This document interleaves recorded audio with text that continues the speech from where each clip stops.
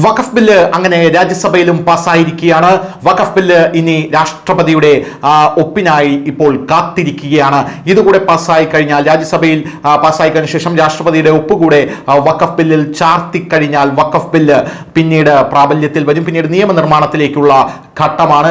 ഈ ഒരു സാഹചര്യത്തിൽ രാജ്യത്ത് അതീവ ജാഗ്രത പുലർത്തുന്നു എന്ന റിപ്പോർട്ടാണ് ഇപ്പോൾ പുറത്തു വരുന്നത്. പ്രധാനമായും വഖഫ് ബില്ല് ലോക്സഭയിലും രാജ്യസഭയിലും അവതരിപ്പിക്കപ്പെട്ടുകൊണ്ടിരുന്നപ്പോൾ മഹാരാഷ്ട്ര, മധ്യപ്രദേശ്, ഉത്തർപ്രദേശ്, രാജസ്ഥാൻ എന്നിങ്ങനെയുള്ള സംസ്ഥാനങ്ങളിൽ ഡ്രോൺ വഴിയാണ് പല മുസ്ലിം ഭൂരിപക്ഷ മേഖലകളിലും നിരീക്ഷണം നടത്തിക്കൊണ്ടിരുന്നത്. ഒരു കലാപ സാധ്യത പല സ്ഥലങ്ങളിലും മുന്നിൽ കണ്ടുകൊണ്ടാണ് സർക്കാരും പോലീസും സേനയും അടക്കം ഇത്തരത്തിൽ ഒരു ജാഗ്രത അവിടെ പുലർത്തിയത്. ഇപ്പോൾ വരുന്ന റിപ്പോർട്ട് അനുസരിച്ച് വഖഫ് ബില്ല് പാസ്സായതിനു ശേഷം UP-യിൽ അതീവ ജാഗ്രത പ്രഖ്യാപിച്ചിരിക്കുന്നു എന്നാണ് നമുക്ക് മനസ്സിലാക്കാൻ സാധിക്കുന്നത്. നോയിഡയിലെ 241 പള്ളികൾക്കാണ് ഇപ്പോൾ യോഗി ആദിത്യനാഥ് സർക്കാരിന്റെ പോലീസ് നോട്ടീസ് കൊടുത്തിരിക്കുന്നത്. സെൻസിറ്റീവ് പ്രദേശങ്ങളിൽ സൈന്യത്തെ വിന്യസിച്ചു, കലാപ സാധ്യത മുന്നിൽ കണ്ട് എന്ന റിപ്പോർട്ടുകളും പുറത്തു വരുന്നു. 2025 വഖഫ് ഭേദഗതി ബിൽ ലോക്സഭയിൽ പാസ്സാക്കിയതിനു ശേഷം ഉത്തർപ്രദേശിൽ അതീവ ജാഗ്രതാ നിർദ്ദേശം യോഗി ആദിത്യനാഥ് സർക്കാരും സർക്കാരിന്റെ പോലീസും സേനയും ചേർന്ന് പ്രഖ്യാപിച്ചിരിക്കുകയാണ്. ഇതിന്റെ അടിസ്ഥാനത്തിലാണ് നോയിഡ ജില്ലയിലെ 241 ഇമാമുമാർക്ക് പോലീസ് നോട്ടീസ് അയച്ചത്. നോയിഡയിൽ അനിഷ്ട സംഭവങ്ങൾ ഉണ്ടാകാനുള്ള സാധ്യതയുണ്ട് എന്ന ഇന്റലിജൻസ് റിപ്പോർട്ട് അഥവാ രഹസ്യാന്വേഷണ റിപ്പോർട്ട് പുറത്തു വന്നിരുന്നു.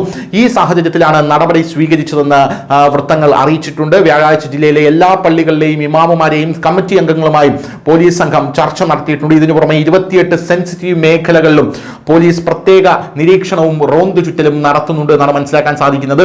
ഒരു കുപ്പിച്ചില്ലെങ്കിലും ഈ വഖഫ് ബില്ല് ചർച്ച നടന്നുകൊണ്ടിരിക്കുമ്പോൾ എവിടെയെങ്കിലും പൊട്ടിക്കഴിഞ്ഞാൽ അതിന്റെ പ്രത്യാഘാതം അതീവ ഗുരുതരമായിരിക്കും എന്നാണ് ഇവർക്ക് നിർദ്ദേശം കൊടുത്തിരിക്കുന്നത്.